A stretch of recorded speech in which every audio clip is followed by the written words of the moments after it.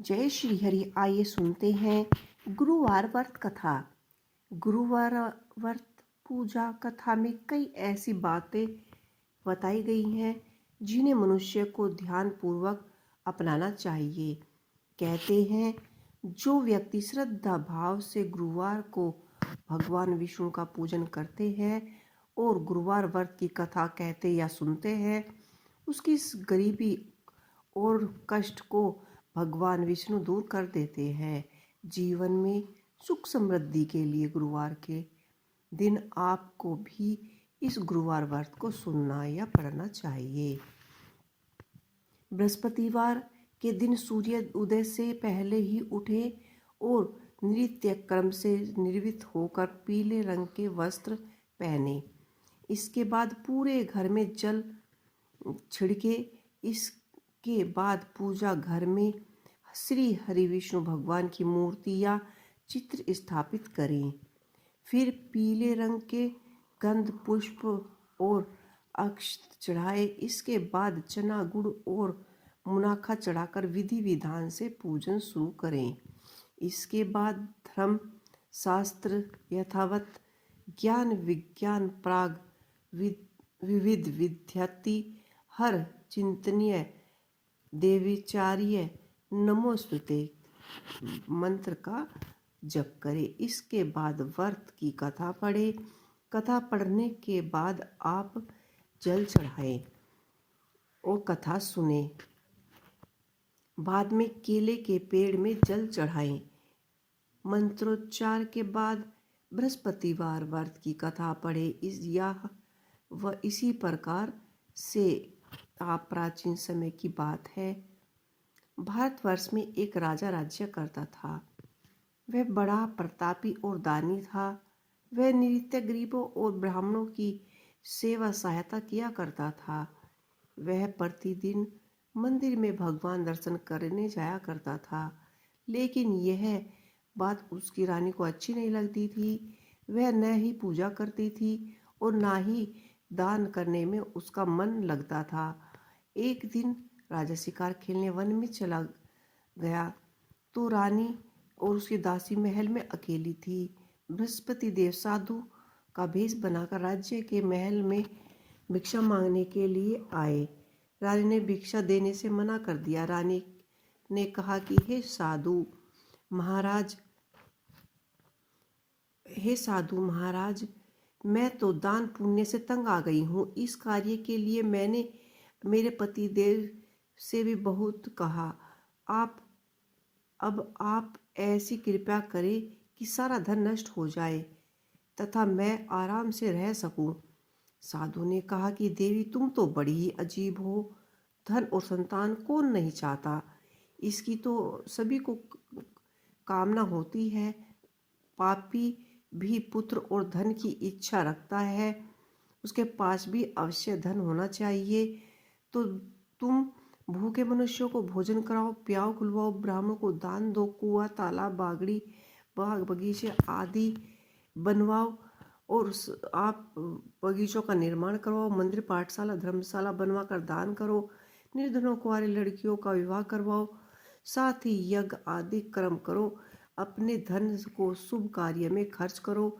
ऐसा करने से तुम्हारे नाम परलोक में समर्थ होगा एवं स्वर्ग में ही कि आपको तुमको प्राप्ति होगी। लेकिन रानी पर उपदेश का कोई प्रभाव नहीं पड़ा। वह बोली कि महाराज, मुझे ऐसे धन की आवश्यकता नहीं है जिसमें मैं अन्य लोगों को दान दूं, जिसको रखने और संभालने में ही मेरा सारा समय नष्ट हो जाए। आप ऐसी कृपा का कीजिए कि सारा धन नष्ट हो जाए तथा मैं आराम से रह सकूं। साधु ने उत्तर दिया कि यदि तुम्हारा इतनी और ऐसी ही इच्छा है तो जैसा मैं बताता हूँ वैसा ही करते जाओ। बृहस्पतिवार को घर में गोबर से लीपना, अपने केशों को पीली मिट्टी से धोना, राजा से कहना कि बृहस्पतिवार को हजामत बनवाए, भोजन में मांस मच्छी मदिरा आदि खाना, कपड़े धोना, धोबी के यहाँ धुलवाना। ऐसा करने से 7 बृहस्पतिवार ही करोगी और तुम्हारा सारा धन नष्ट हो जाएगा। इतना कहकर वह साधु महाराज वहां से अंतर्धान हो गए।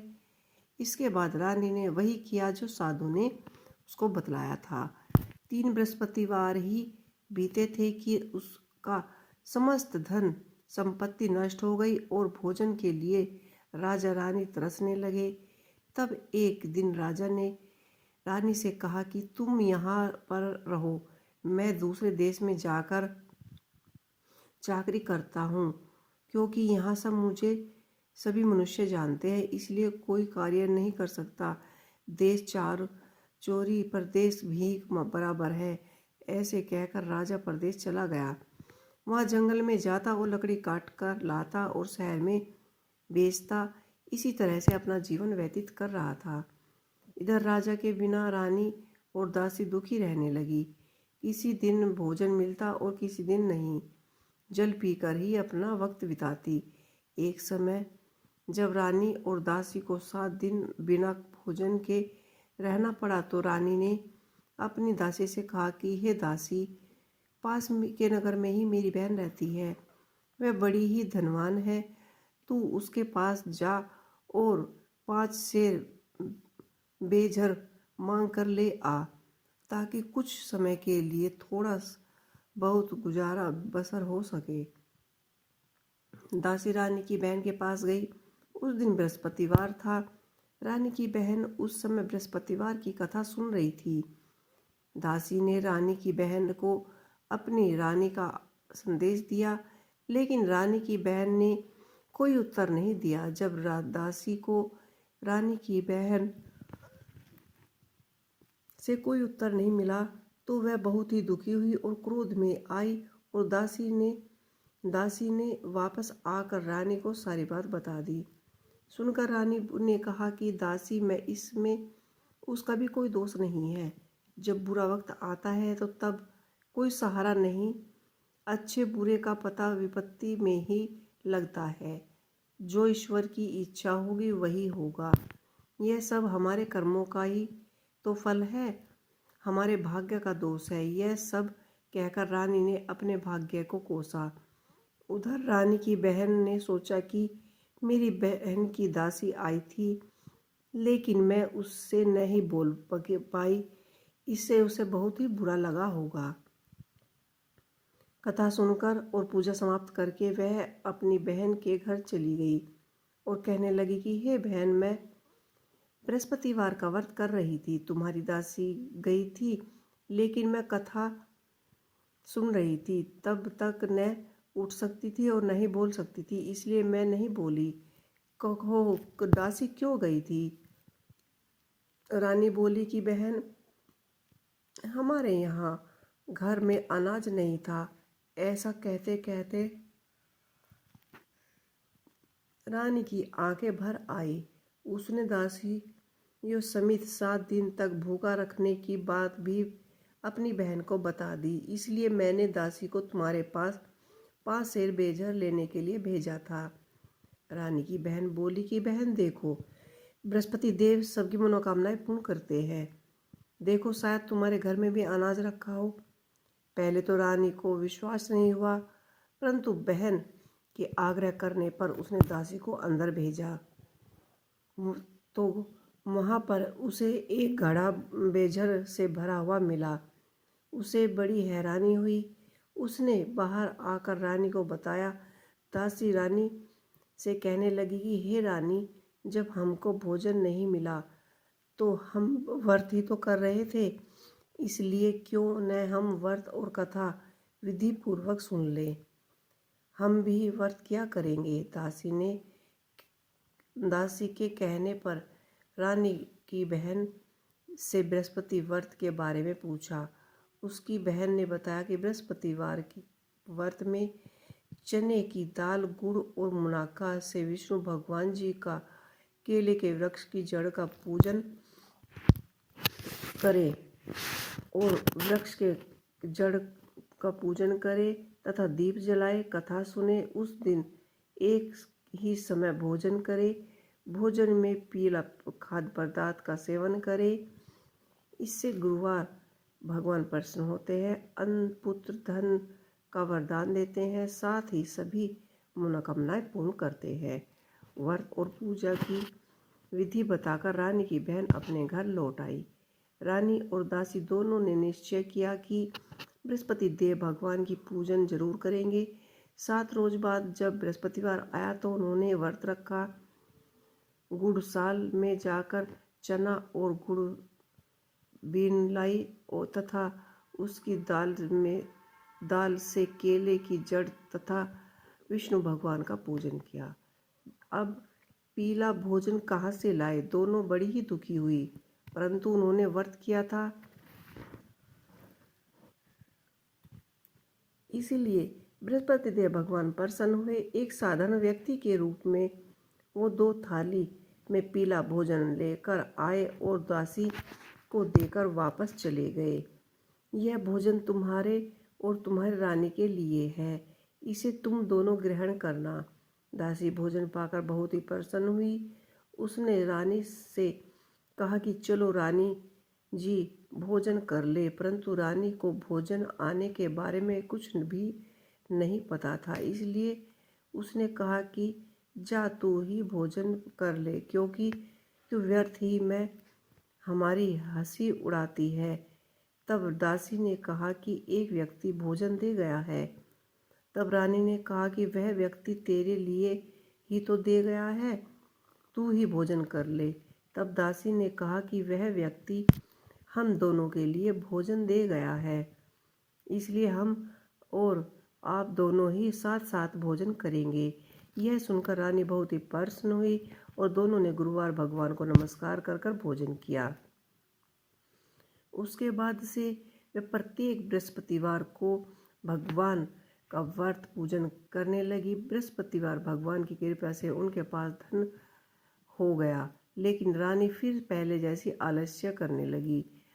तब दासी बोली कि देवी देखो रानी, तुम पहले भी इसी प्रकार आलस करती थी, तुम्हें धन के कर रहने में कष्ट होता है, इसी कारण सभी धन नष्ट हो गया। अब गुरुवार व्रत भगवान की कृपा से धन मिला है तो फिर तुम्हें आलस्य क्यों होता है? बड़ी मुसीबतों के बाद हमने यह धन पाया है, इसलिए हमें दान पुण्य भी करना चाहिए। अब तुम भूखे मनुष्य को भोजन कराओ, प्याऊ को लगवाओ, ब्राह्मणों को दान दो, कुआं खुदवाओ, तालाब बागड़े बगीचे आदि का निर्माण करवाओ, मंदिर पाठशाला और धर्मशाला बनवाकर दान दो, निर्धनों की कुंवारी लड़कियों के विवाह करवाओ, साथ ही यज्ञ आदि कर्म करो, अपने धन को शुभ कार्य में खर्च करो, जिससे तुम्हारे कुल का यश बढ़े, स्वर्ग की प्राप्ति हो और पितृ प्रसन्न हो।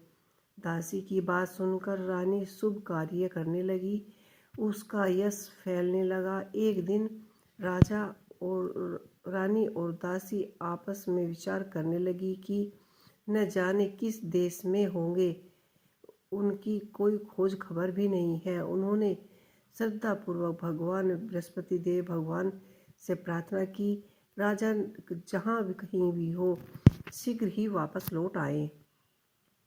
उसी रात्रि को बृहस्पति देव ने राजा के स्वप्न में कहा कि हे राजा उठो, तेरी रानी तुझको याद कर रही है, अपने देश लौट जाओ।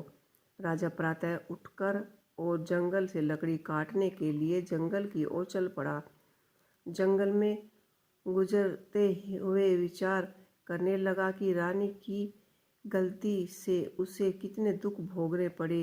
राजपाट छोड़कर जंगल में आकर रहना पड़ा, जंगल से लकड़ी काटकर शहर में बेचकर गुजारा करना पड़ा और अपने दशा को याद करके व्याकुल होने लगा। उसी समय राजा के पास बृहस्पति देव साधु के वेश में आकर बोले कि हे लकड़हारे, तुम इस सुनसान जंगल में किस चित्त में बैठे हो, मुझे बताओ। यह सुन राजा के नेत्र में जल भर आया और साधु की वंदना कर राजा ने अपनी संपूर्ण कहानी सुना दी। महात्मा दयालु होते हैं।